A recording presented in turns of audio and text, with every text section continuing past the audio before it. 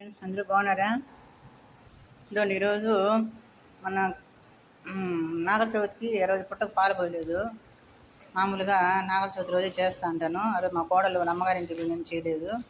ఇదిగోండి ఈరోజు సోమవారం కదా, దానికనేసి ఈరోజు ఉపవాసం ఉండి పోయి నాగల చవితికి నాగాలమ్మకి చీర జాకెట్ పెట్టుకొని పాలు పోసుకొని వచ్చినాము. అయితే కపిలతీర్థం పోలేదు, జీవకోన పోలేదు. బైపాస్లో క్యాన్సర్ హాస్పిటల్ ఆపోజిట్లో పుట్ట ఉండదు. అక్కడ చిన్నగా ఉంది, కాకపోతే చాలా పెద్దదైంది. అది ఇప్పుడు దాని చుట్టూ గారంతా వేసేసినారు, నాగపొడుగులు అంతా పెట్టారు, దాని విగ్రహాలంతా పెట్టినారు. అటుపక్క అంత అమ్మవారిని నిలిపినారు. చూసేదానికి చాలా బాగుండదు. రోడ్డు సైడు చల్లగా ఉంటుంది, నీళ్ళు ఉండాలి. దాన్ని చూడండి ఎంత విశాలంగా ఉందో. అక్కడైతే పోయినాను, చూసినాను మొన్న ఒకరోజు.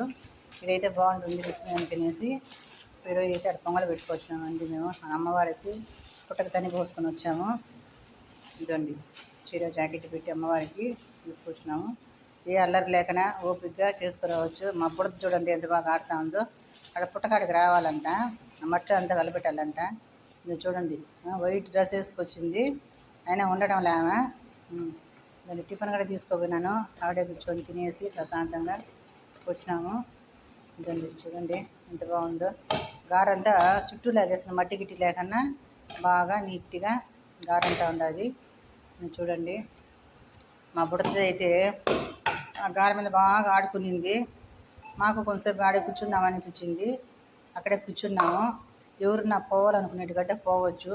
గుడి చాలా ఇంప్రూవ్ అయితే చేశారు. మీరు ఒకసారి పోయి చూడండి.